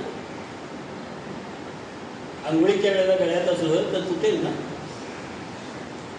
सोन्याचा दागिना अंगावर का घालायचं माहिती का आपल्याला? त्याच्या मागचं शास्त्र कधी आपण उघडून पाहिलं का? उगाच गळ्यात ठेवलं नाही येते. मग पुरुषाच्या का गळ्यात नाही असा प्रश्न आपण कदाचित विचारला. जुन्या काळातला पुरुष समाजामध्ये बाहेर जात होता, बाहेरच्या वातावरणात फिरत होता, त्यामुळे स्वच्छ हवा त्याला मोकळी मिळत होती. ज्यावेळेला स्त्री घरात राहत होती त्यावेळेला तिला जर स्वच्छ आणि शुद्ध हवा पुरेशी मिळत नसेल तर तिची शरीर प्रकृती ठणठणीत राहाव्या यासाठी जे काही उपाय केले होते त्यातला एक भाग म्हणून गळ्यामध्ये तो सोन्याचा दागिना आहे. दुसरी कारण आहेत त्याला सामाजिक कारण, समाजशास्त्राशी निगडीत, पण मूळ विज्ञानाशी निगडीत आहे. तुमचं आमचं सगळ्यांचं शरीर सप्तधातूंनी बनलेलं आहे. हे धातू कमी जास्त झाले की रोगराई सुरू होते. म्हणून ज्याच्यामुळे धातू निर्मिती होते असे पदार्थ सगळे मर्यादित प्रमाणात खाल्ले पाहिजे. मर्यादित प्रमाणात अधोरेखित, नाहीतर काय होईल? अलीकडच्या काळामध्ये समाजामध्ये किडनीचे विकार वाढलेले आपल्याला ऐकायला येतात. का बरं? माहिती आपल्याला की आमच्या जेवणामध्ये नको असलेला तो टोमॅटो जास्त आला. त्या टोमॅटोमध्ये आयर्न नावाचा धातू आहे. मराठी लोखंड म्हटलं कळणार, आयर्न म्हटलं की काय? तो धातू जास्त प्रमाणात गेला पोटामध्ये की तो किडनीवर परिणाम करतो. म्हणून टोमॅटो आमच्या कुटुंबात कधी खातच नव्हते. आता टोमॅटो शिवाय काही खातच नाही. वरण भात असलं नाही त्याच्यात टोमॅटो असलं पाहिजे, पुन्हा टोमॅटोची कोशिंबीर असली पाहिजे, पुन्हा भाजीत टोमॅटो असला पाहिजे. किती प्रकारे तो टोमॅटो आमच्या अंगावर येतोय. 100 रुपये किलो असला तरी सुद्धा पाहिजे. कारण काय पटकन कापून खात येतो. एवढा दोष आम्ही आपणच स्वीकारलाय. खायचं नाही आपण ठरवा. आपण म्हणून म्हणजे आम्हाला काही खायलाच नको असं मी मुळीच म्हणत नाही. योग्य ते खायला. दुसरा एक पदार्थ सांगू, हे धातूच आहेत, हे धातू पातळ झाले तर शरीर निस्तेज बनायला, तेजस सुद्धा नाहीशी होते, भाडेदारपणा नाहीसा होतो. म्हणून असे जे पदार्थ आहेत जे धातुनाश करणार आहेत ते पदार्थ खाऊ नये. म्हणून कांदा नावाचा पदार्थ खाऊ नये. मराठीत एक म्हणती, खाईल कांदा तर होईल वांदा. पण तो कांदा प्रत्येक ठिकाणी आहे हो, कुठे नाही असं नाही. मग हे दोन पदार्थ आमच्या शरीराचं आरोग्य बिघडवत आहेत तरी सुद्धा आम्ही ते खातो. स्वामींनी खाल्ले कोणासाठी? त्या भक्ताची इच्छा करू नये म्हणून. मग आम्ही आठवणीने आमच्या स्वामींना कांद्याचे पदार्थ द्यायला लागलो. बरोबर आहे ना? गजानन महाराजांच्या नैवेद्यामध्ये कांदा आवर्जून असावाच लागतो. कशासाठी? ते तर योगी आहे, भोगी नाही आहे. पण काय काय कोणाला तरी भक्ताला वाईट वाटू नये म्हणून किली मोडायला सुरुवात केली. म्हणून आम्ही किली मोडली. आम्ही काय अनुकरण केलं? ज्या वाईट गोष्टी आहेत त्यांचं अनुकरण करायला आम्ही शिकलो. चांगल्या गोष्टींच्या अनुकरणाचा विचार सुद्धा आमच्या मनात येतो. अहो घेऊ नका, ही अवस्था कधी प्राप्त होते? दैवी संपत्तीमधला पहिला गुण कोणता असेल तर अभयम, म्हणजे निर्भय. माणूस निर्भय कधी होतो? मी आणि तू असा ज्या वेळेला भेद असतो त्यावेळेला माणूस चित्रावं हा बरं. पण ज्यावेळेला हा मितूपणाचा भाग नाहीसा होतो त्यावेळेला त्याला कोणत्याही प्रकारचं भय राहत नाही. म्हणून स्वामींना कोणत्याही प्रकारचं भय नव्हतं, कारण ते एकरूप झाले होते. मी म्हणजेच ब्रह्म आहे आणि माझ्यात जसं ब्रह्म आहे तसं त्या समोरच्या प्राण्यामध्येही ब्रह्म आहे असं होतं. समर्थ रामदास स्वामींच्या चरित्रातला एक प्रसंग आहे. दिवाकर भट म्हणजे महाबळेश्वरकर हे शिष्य स्वामींचे शिष्य व्हायला समर्थ रामदास स्वामींकडे आले. बऱ्याच वेळा त्यांनी मागणी केली, मला शिष्य म्हणून स्वीकारा, शिष्य म्हणून स्वीकारा. एक दिवस समर्थ म्हणाले चालेल या भेटा. एक गृहस्थ जायला निघाले. रामदास स्वामी एका दगडावर झोपले होते, उशाला दगड म्हणून, आणि त्यांच्या पायाशी 2 वाघ बसले होते, गुरगुरत बसले होते. त्याने लांबनं पाहिलं दिवाकर भटाने, जवळ कसं जायचं, त्यांनी खाल्लं तर बरं. आता अशा अवस्थेत आलो की आपण पळून जायचं म्हटलं तरी पळता येणार नाही, मग करायचं काय. भूत दिसलं की राम राम म्हणा असं सांगतात ना, राम राम राम राम राम राम, तोपर्यंत नाही म्हटलं तरी चालतं. काय प्रकार मला कळला. त्या वाघाला पाहिल्यानंतर तो घाबरला क्षणभर दिवाकर भट, पण त्यांनी नंतर विचार केला ते स्वामींजवळ बसलेले वाघ, आणि स्वामींनी मला सांगितलंय तू आज माझ्याकडे अनुग्रह घ्यायला, मग मला घाबरण्याचं कारण नाही. आपण सारिखे गलिती तात्काळ नाही काळ वेळ तयार लागली असं जर गुरूचं महत्व असेल तर ते तसे वाघाला जवळ घेऊन बसू शकतात, तसं मला घाबरण्याचं कारण नाही, मी त्यांच्याजवळ बसू शकतो वाघाप्रमाणे. असं म्हणून दिवाकर भट पुढे आले, पाय धरले समर्थांचे, वाघ नाहीसे. पण आधी अवस्था काय होती. या अवस्थेतून बाहेर पडायचं असेल तर आम्हाला काम, क्रोध, लोभ, मोह, मद, मत्सर या षड्विकारांपासून बाजूला व्हावं. आणि माझ्यात जे आहे तेच सगळीकडे आहे. उपनिषदाचं पहिलं वाक्य मग अशी सांगितलं अहम ब्रह्मास्मी, दुसरं वाक्य त्वम ब्रह्मासी, ते तुम्ही सगळेजण ब्रह्मा. एवढ्यावरच चाललं नाही, सर्वांखंडम ब्रह्मास्ती, म्हणजे सगळं चराचर हे सुद्धा ब्रह्मच आहे. आणि म्हणून जशी माणसाची अवस्था आहे तशी त्या सगळ्या प्राणीसृष्टीची अवस्था आहे. बरेच जण प्रश्न विचारतात हे असं कसं झालं, असं कसं झालं. आंब्याचं एकच झाड आहे, मग त्याला वेगळ्या आकाराची पानं कशी लागली असं विचारलं. एकाच माणसाच्या कुटुंबामध्ये वेगवेगळ्या स्वभावाची माणसं जन्माला येतात ना, हे त्यांचं कर्मफळ असतं. आणि कर्मफळ हे आपल्या कर्मावर अवलंबून आहे. चांगलं कर्म केलं, सत्कर्म केलं तर चांगलं फळ मिळेल, असत कर्म केलं तर वाईट फळ मिळेल. करणारे आपण आहोत, पण ते करायला पाहिजे, ते काय करायला पाहिजे हेच कळत नाही. सत्कर्म म्हणजे काय. एका प्राथमिक शिक्षिकेने मुलांना सांगितलं उद्या सगळ्यांनी सत्कर्म करून या. मुलं गेली घरी. बाईने स्पष्ट केलं नव्हतं सत्कर्म म्हणजे काय. एका आईने सांगितलं अरे सत्कर्म म्हणजे सोपं आहे, आई वडिलांना कामात मदत करणं म्हणजे सत्कर्म आहे. त्या मुलांनी लगेच विचारलं मग आई मी काय करू. आई म्हणाली पैसे काय आणि बाजारात जाऊन दळण दिली सत्कर्म करायला. दुसऱ्या घरातल्या मुलांनी प्रश्न विचारल्यावर त्या घरातल्या माणसांनी सांगितलं आंधळ्याला रस्त्याने जाताना मदत करावी, म्हणजे त्याला रस्ता क्रॉसिंग करायचं असेल, एका बाजून दुसरीकडे जायचं असेल तर त्याला मदत करावी. यांनी पाहिलं समोरून एक आंधळा रस्ता, हात धरला, बाबा चला मी तुम्हाला त्या रस्त्याला सोडतो. तो सांगतो अरे मला त्या रस्त्याला जायचं नाही. नाही कसं, माझ्या आई वडिलांनी सांगितलंय.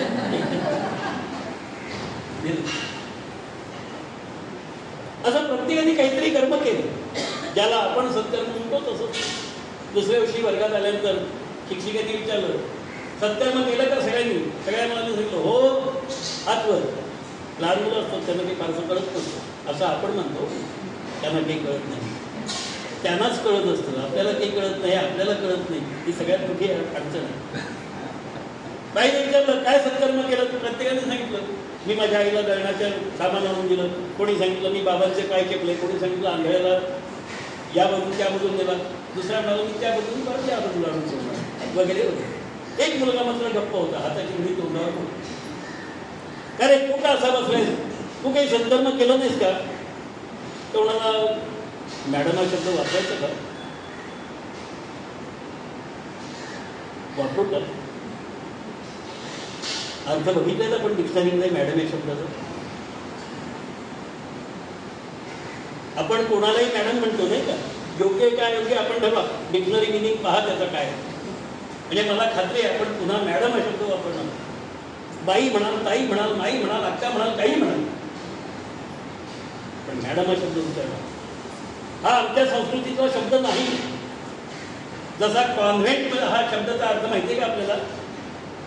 आम्ही आमच्या मुलाला कॉन्व्हेंट हायस्कूलमध्ये घातला असं ज्यावेळेला अभिमानाने आपण सांगता, त्यावेळेला कॉन्व्हेंट या शब्दाचा अर्थ माहिती का आपल्याला? कधी विचार केला? मम्मी या शब्दाचा अर्थ काय, डॅडी या शब्दाचा अर्थ काय, कधी बघितलं का तपासून आम्ही? नाही हो. कोणीतरी म्हणायला सुरुवात केली, आम्ही म्हणायला सुरुवात केली. त्या विकतच्या दुखण्याला नाही का आपण हॅलो असं म्हणतो ना, त्याचं स्पेलिंग काय? तो शब्द आहे मुळात HEL. हे म्हणजे काय? नर. ऐकल्याबरोबर आपण त्याला सांगतो हेलो म्हणजे ओ गो टू द हेल. काय चांगलं बोलतो ते. त्या मुलाला विचारलं, अरे तू काय काही केलं नाहीस का? त्यांनी एकच प्रश्न मला, काय बाई माफ करा मला, पण हे जे सगळं या मुलांनी सांगितलंय ते कर्तव्य आहे ना. हे कर्तव्य तर मी रोजच करतोय. मग सत्कर्म म्हणजे काय? कर्तव्य कर्म आणि सत्कर्म याच्यात फरक काय तो मला कळलाच नाहीये. कारण माझ्या घरात हा फरक सांगणारं कोणी नाही. माझे आई वडील आपल्या दृष्टीने अशिक्षित आहेत नाही का? ज्याच्याकडे पदवी नसेल त्याला आपण अशिक्षित अडाणी म्हणतो ना, तर चुकते माझं नाही. तो खरंच अशिक्षित अडाणी असतो का? घरामध्ये उत्तम स्वयंपाक करणारी स्त्री पदवी नव्हती, तिला ज्या क्षेत्रातलं कळतं त्या क्षेत्रातलं आपल्याला कळत होतं का? मग आपण अडाणी अशिक्षित होतो का ती अडाणी अशिक्षित होती? कुठल्या डब्यात काय ठेवलेलं आहे चिठ्या सुद्धा लावलेल्या नव्हत्या, पण ज्याला मॅनेजमेंट असं आम्ही म्हणतो ते उत्कृष्ट तिला येत होतं ना. मग अशिक्षित कोण? पुस्तकं वाचली नाही तिने, पुस्तकं वाचलेली नाही. स्वामी विवेकानंद या शिक्षण पद्धतीबद्दल बोलताना म्हणाले, 4 वेगवेगळ्या पुस्तकाचं ओरबाडून काढायचं आणि एखाद्या गाढवाला घोडा बनण्यासाठी बेदम मारायचं, तसं हे त्या मुलांच्या डोक्यात ठासून भरायचं. त्याला काही शिक्षण म्हणतात का? आमचं शिक्षण असंच चाललंय.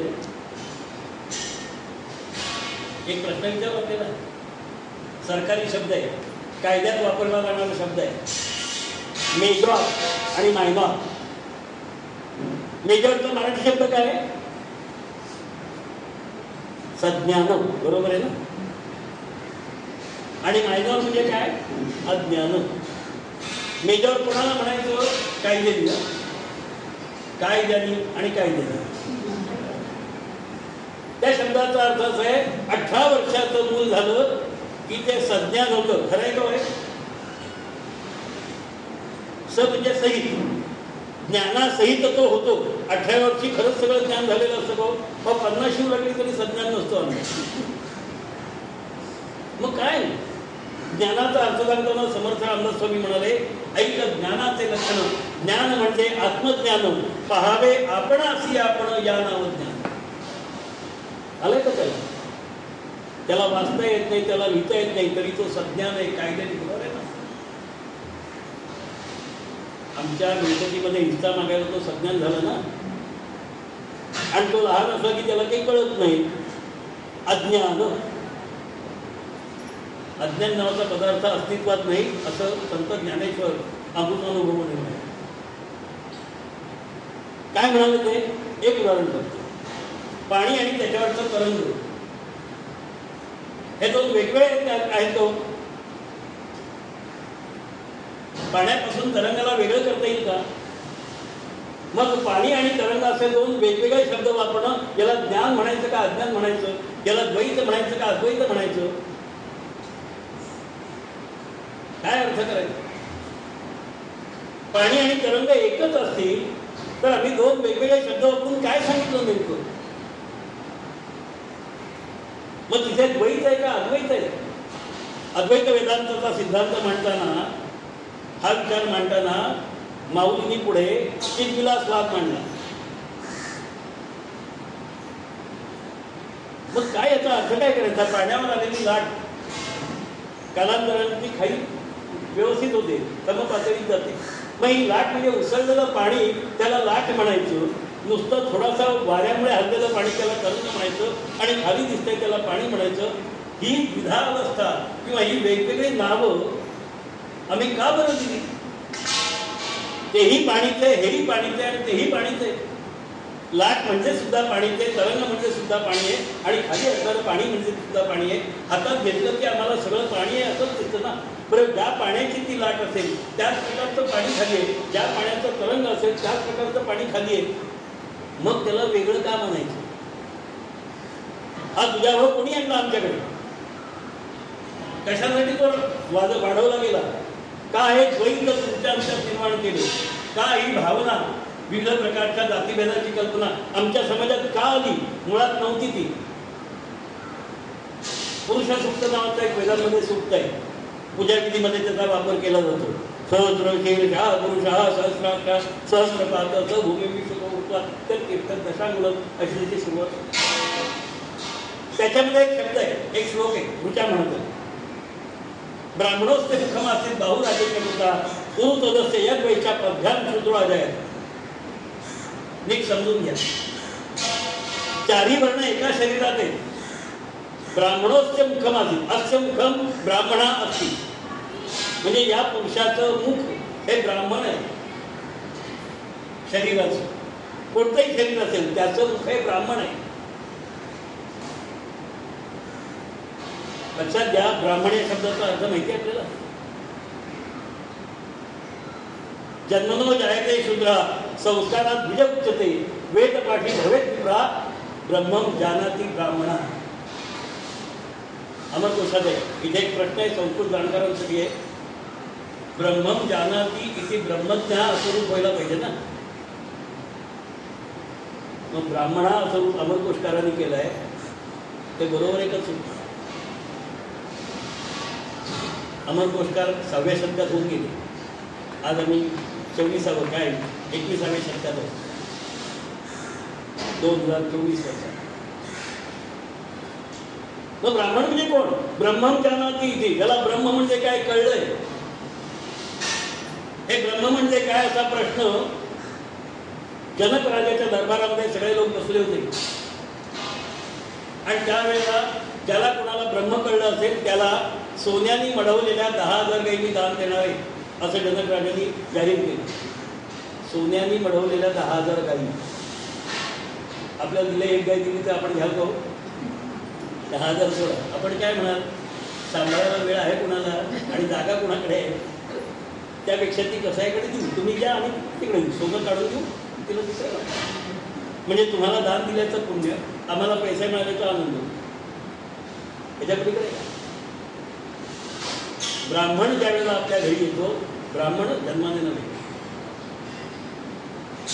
काही पंचपत्री घेऊन येणारे लोक नव्हे, पूजा करणारे लोक नव्हे, ते ब्राह्मण नव्हे, ते उपाध्याय. पुरोहित म्हणणं सुद्धा चूक आहे. शब्दांचे अर्थ आम्हाला कळलेच नसले. बरं, असे कोणी सांगायला लागलं की आम्हाला ते पटत नाही, कारण व्यवहारात आमच्या वेगळं असतं. तर ते ब्राह्मण म्हणजे ज्याला ब्रह्म कळलाय तो आमच्या मुखाच्या ठिकाणी म्हणजे तोंडाच्या ठिकाणी असला पाहिजे. का? ज्याला ब्रह्म कळलेलं आहे त्याच्याकडे भेदभाव नाही. जनक राजांनी प्रश्न विचारला, ज्याला कळलं असेल त्यांनी सांगावं आणि या काही घेऊन जाव्या. बाकीचा विचार करत नसले, कारण मला कळलं हे म्हणा हा सगळ्यात मूर्खपणा आहे. तर म्हणायचं कसं? याज्ञवल्क्य नावाचे ऋषी त्याच्यात होते, त्यांनी आपल्याला शिष्याला सांगितलं या घेऊन चल आपल्या घरी, त्या सगळ्या काही घेऊन चल. लोक आडवे काय काय प्रश्न विचारले, अगदी आत्मरूपापासून ते चालू जीवनापर्यंत सगळे प्रश्न विचारले होते. त्या सगळ्या प्रश्नांची उत्तरं त्यांनी दिली, पण तो शेवटपर्यंत मला ब्रह्म कळलंय असं त्या ऋषींनी म्हटलं नाही, पण त्यांच्या प्रश्नाची उत्तरं दिली. सृष्टी निर्मिती कशी झाली सांगितलं. तस्मात वा एक तस्मात आत्मना आकाशा संकुता, आकाशात वायू, वायूर अग्नी, अग्नेर अद्या, अद्या पृथ्वी, पृथ्वी औषधीभ्या, औषधीभ्यो वनस्पती, वनस्पती आणि मग पुढे सांगितलं त्यांनी अन्न. आकाशापासून पंचमहाभूतांची निर्मिती आहे, त्याच्यापासून सृष्टी निर्मिती तैत्तिरीय संहितेतली सांगितली त्यांनी. सांख्यकारिका असं म्हणते महतो अहंकार तस्मात गणश्च षोडशका, म्हणजे महत्पासून अहंकार झाला. अहंकार 3 प्रकारचा, सात्विक, राजस आणि तामस. त्या अहंकारापासून पुढे 16 प्रकारचे गण. गण म्हणजे पंचमहाभूत, पंचज्ञानेंद्रिय आणि पंचकर्मेंद्रिय यांची निर्मिती झाली. ही आमची इंद्रिय त्यांच्या विषयाला चिकटलेले, ते विषय त्याला तन्मात्रा असं म्हणतात. हे सगळं त्यांनी तत्वज्ञान सांगितलं. गार्गी नावाचे एक विदुषी त्या बैठकीत होते, त्या सभेत. आमच्या स्त्रियांना शिकवलंच जात नव्हतं, त्यांना चूल आणि मूलपेक्षा वेगळं काही दिलंच नव्हतं, असं आपण ऐकलं असेल, शिकलं असेल, नाही शिकवलेली असेल. शेकडो उदाहरणं आहेत, शेकडो. मी प्रयत्न करतोय, मला 400 संत स्त्रियांची नावं हवी. आपल्याला मिळाली तर मला कळवा. सरांकडे माझा फोन नंबर आहे. मला 100च्या वर मिळाले संत स्त्रिया. आता संत स्त्री ही घरात बसत नव्हती ना, समाजात वावरत होती, पण घरातलं काम टाकून वावरत होती का? मला वेळ नाही, मी तिकडे चालले, सभेत जायचंय, तिथे भाषण करायचं असं म्हणत होती का? नाही. मग दासी असणारी चक्र टाकुनिया गळावे हरीने, देवाने भक्तांचे दास व्हावे, जुडो असे नाते जळो गर्व हेवा, तुझी आस देवा पांडुरंगा, पांडुरंगा, पांडुरंगा, जनी नामयाची रंगली कीर्तन. जनाबाई यांची नामदेवांकडे दासी म्हणून काम करणारी, दळीता कांडिता वाहता कावडी, कीर्तनात गोडी विठ्ठलाच्या असं म्हणणारी जनाबाई. तिला शोधायला, तिला गुरुत्व देण्यासाठी संत कबीर तिकडून इकडे आले, उत्तर भारतातून. काही महिला गोवऱ्या थापत होत्या, म्हणजे शेळी घेऊन. आता गोवऱ्या हा शब्द गेला, स्मशानात सुद्धा त्या नसतात. यज्ञविद्येला लागतात म्हणून गुरुजी कुठं तरी घेऊन येतात. जर पांढरपळ जवळपास असेल तर त्या विकत घ्याव्या लागतात. तुम्ही फुकट मिळत होते. तर त्या महिला गोवऱ्या थापत होत्या. त्यांनी त्यांना विचारलं कबीरांनी, जनाबाईंना मला भेटायचं आहे, त्या कुठे येतो? त्या महिलांनी त्यांच्या भाषेत उत्तर दिलं की आपली एखादी गोरी उचलून बघा, कानाला लावा, ज्याच्यातून विठ्ठल विठ्ठल विठ्ठल विठ्ठल असे शब्द येत असतील ती जनाबाई. पण त्याच्यासमोर जी बाई गोऱ्या थापत बसलेली असेल ती जनाबाई. आता कबीराला तिने शेणात हात घालायला सांगितलं. आपण एरवी तरी घालू का? घाणेरडा वास येतो, घामाचा सुद्धा घाणेरडा वास यायला लागलाय. म्हणून जेवायला बसले असताना दूरदर्शनवर काय दाखवतात, हे वापरा. पाहुणा नको का बाई, त्यावेळेला आपल्याला माहिती. कबीरांनी हा विचार नाही केला, कारण त्यांना गुरुकडे जायचं होतं. त्यांनी प्रत्येक गोरी उचलावी, कानाला लावावी, प्रयत्न करावा. नाही म्हटलं की बाजूला ठेवावं. शेवटी एका ठिकाणी पोचले, तिथे त्यांनी गोडी कानाला लावली आणि शब्द आले विठ्ठल विठ्ठल विठ्ठल. तिथेच लोटांगण झालं. हे काय करताय? जनाबाईला दंडवत करतो. आता जनाबाई शाळेत कुठल्या शिकली होती हो? 5वी 10वी, नॉन मॅट्रिक, नॉन ग्रॅज्युएट असं पण काही नाही हो. ही डिग्री M.Com, MA आणखी काय असं असं ते होतं का? नाही. मग तुला कशाला पाया पडायचं? कबीरांना कळलं, आम्हाला नाही कळलं. आणि मग कबीरांना तिने उपदेश. जनाबाईचा अधिकार किती मोठा होता. एका अभंगात विठ्ठलाला म्हणते, अरे विठ्या विठ्या मूळ मायेच्या कारक्या, तुझी लांड रडकी झाली, जन्म सावित्रीच उडाल्यानी. आता हे शब्द आपल्याला ऐकवतील का? म्हणून काय घाणेरडे शब्द वापरते. शब्द घाणेरडे नाही, त्याचे अर्थ वेगळे. आम्हाला ते अर्थ माहितीच नाही, कारण आम्ही डिक्शनरी कधी उघडलीच नाही. शब्दकोश उघडून बघितला तर यांचा नेमका अर्थ आम्हाला कळेल. अर्थ तोही आहे आणि वेगळाही आहे. मूळ मायेच्या कारण्या, माया पण त्याच्यापासून निर्माण झाली आणि तो पण मायापासून निर्माण झाला. म्हणून तो आतही आणि बाहेरही आहे. सबाह्य अभ्यंतरी तू येतो. आरती म्हटली पण असं काय कळाय सबाह्य अभ्यंतरी म्हणजे काय? कारण का आम्ही सबाह्य असं म्हणतोच नाही. बाह्य म्हणजे बाहेर. आम्ही काय म्हटलं? सबाह्य. काय कसं विकृत होतं मला काही कळत नाही, पण ही विकृती आमच्या इतकी शिकले की आम्ही मूळ तत्वाकडे जायलाच तयार आहोत. तेव्हा सांगायचा मुद्दा असा आहे, त्या याज्ञवल्क्यामध्ये गार्गी नावाची जी विचारणारी प्रश्न होती, तिने प्रश्न विचारले, सगळे प्रश्न विचारले, तिथे प्रत्येक प्रश्नाचं उत्तर दिलं. त्या स्त्रीने सगळ्या बाकीच्या गोष्टींनी सांगितलंय, आता याच्या पुढे प्रश्न त्यांना विचारू नका. त्यांचं ज्ञान इतकं आघात आहे की त्या ज्ञानाच्या पलीकडे मी तोकडी पडली आहे, तुम्ही याच्या पुढे काही विचारू नका असं गार्गी सांगते. आणि ते सगळे ऋषीमुनी ऐकतायत. केवढी विद्वत्ता आहे. कोण म्हणतं आमच्या स्त्रीला घरामध्ये अडकवून ठेवलं होतं म्हणून, कोण म्हणतं तू आणि तुला एवढा तिचा अधिकार होता म्हणून. आपण म्हणाल गार्गी तिथली होती. मग रामायणातलं उदाहरण सांगितलं आहे. अलीकडच्या काळातलं अहिल्याबाई होळकरांचं उदाहरण घेतलं. तिथे जरा जवळच आहे ना, फार मागे नको जायला. लहान सरकरीत होती. गोदावरी नदीच्या किनाऱ्यावर ती आणि तिच्या मैत्रिणी वाळूमध्ये खेळत होत्या. तिने एक शिवलिंग बनवलं.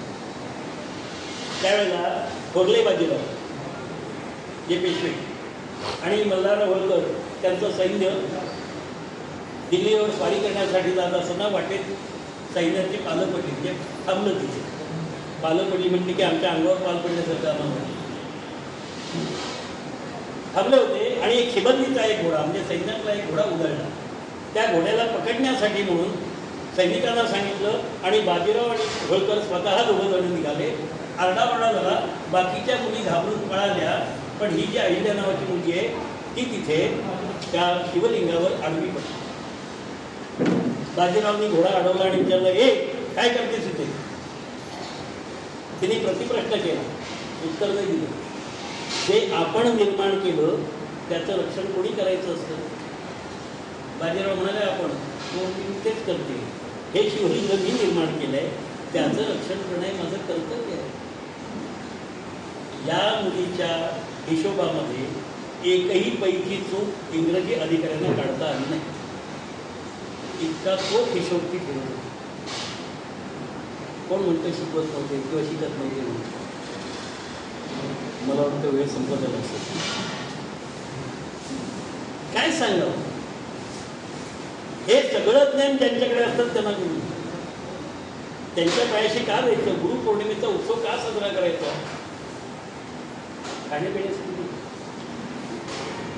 त्यांच्या पायाशी जायचं. ते अन्यथा शरणं नास्ती त्वमेव शरणं मम तस्मात् कारुण्य भावेन रक्ष रक्ष परमेश्वर म्हणून त्यांना शरण द्यायचं होतं. ते परम म्हणजे श्रेष्ठ आहे.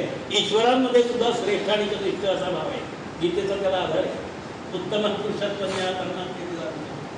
माझा अर्धवट राहिलेला विषय 2 मिनिटात पूर्ण करतो आणि अगदी रोजा घेतो.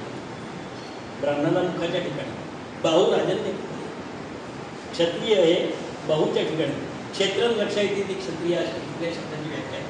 रक्षण करणारा तो क्षत्रिय. या देहाचं रक्षण कोण करू शकतो? वाटेल काय आडवं आलं तर आपण पहिलं काय पुढे करतो? हात. आणि मग बाकीच्या गोष्टी पुढे करतो. म्हणजे हात हे रक्षण करण्यासाठी म्हणून त्याला क्षत्रिय म्हटलंय. शरीराचा दुसरा भाग. तिसरा उदरभरण नव्हे, पण त्याला जाडीचे यज्ञकर्म असं म्हटलंय. आम्ही नुसतंच भरत असतो इकडून तिकडून. कारण काय तर म्हणे शरीर माध्यम खरं धर्म साधनं. तेव्हा शरीर टिकलं म्हणजे खायला पाहिजे. पण काय खायचं? चौथा खायचा का? वैश्याची व्याख्या केली. कृषी गोरक्ष वाणिज्य वैश्या. म्हणजे कृषी म्हणजे शेती करतो तो, गोरक्ष म्हणजे गायींचं रक्षण करतो तो, आणि वणिक म्हणजे व्यापार करतो तो, ते वैश्य आहे. हे सगळं इथे लागतं ना. त्यांनी निर्माण केलं की इथे घालायचं असतं ना. मग माझ्या उदराच्या ठिकाणी मी त्यांना मान दिलेला आहे, कारण त्यांच्यामुळे माझं पोट भरलेलं आहे. आणि अभ्याम शूद्रो अजायत. अजायत म्हणजे जन्माला येणं. म्हणजे माझे पाय हे शूद्र आहे. शूद्र म्हणजे वाटेल तसं नव्हे. सेवाभाव पायाने करायचा असतो. पायाने जायला त्यावेळेला पुढचं काम कराल ना. जागेवर बसलेला माणूस काम करू शकतो का हो? आपलं डोकं पांडुरंगाच्या कुठे ठेवतो आपण? सगळ्यात मोठा मान कुणाला आहे? सेवा धर्मो परमगहनो योगिनाम अप्यगम्य. मग त्याला आम्ही असा गावकुसा गाय ठेवून चालेल का हो? का तो सेवेचं काम करतोय म्हणून. आता सेवेच्या नावाखाली काय चालतं ते मी बोलत नाही. कारण बरेच जण स्वतःला सेवक म्हणवणार आहेत, पण सेवा करणारा, आमच्या राष्ट्राची सेवा करायला हवी म्हणून त्या खुर्चीवर बसणारा माणूस कधीतरी ज्या मंदिरात तो चाललाय त्या मंदिरात प्रणाम करताना आपण पाहिलं का हो? यापूर्वी या रामामुळे मला अस्तित्व आहे, पण त्या रामाला मी कधीतरी नमस्कार केला का हो? किंबहुना राम नको असं म्हणायला आम्ही सुरुवात केली, कारण आमच्यातच राम राहिला नाही. या सगळ्या अवस्थेतून दूर व्हायचं असेल तर शरणागत सर्वस्व मदतीत वचन हे कायम लक्षात ठेवलं पाहिजे. आणि त्याप्रमाणे आपलं वर्तन असलं पाहिजे. ऐकलं आणि सोडून दिलं असं होतं का म्हणे, जे ऐकलं ते श्रवण केलं पाहिजे. ऐकायचं कसं? तरी ते मनाचे कानाने ऐकावे, बोलबुद्धीच्या डोळा देखावे, हे साठोवाटी घ्यावे चित्तात, ते चित्तात साठवावं आणि त्याप्रमाणे काम, क्रोध, लोभ आणि ते बाकीचे विकार आहेत त्यांना दूर ठेवण्याचा प्रयत्न करावा. हे जर या कार्याच्या निमित्ताने आपल्याला घडू शकलं, आपल्यात थोडंसं परिवर्तन झालं, तरी स्वामींचे भक्त म्हणायला आपण योग्य होत असं मला वाटेल. इथे मला बोलवलं आणि आपल्यासमोर बडबड करण्याची संधी दिली याबद्दल संयोजकांचे आभार मानतो. आणि श्रोते तुम्ही जगदीश मूर्ती तिथे माझी विस्तृती केली, आपण होतात म्हणून मला बोलायचा उत्साह आला, त्यामुळे आपल्याला सगळ्यांना वंदन करतो आणि माझ्या वाणीला विराम देतो. स्वामी समर्थ महाराज की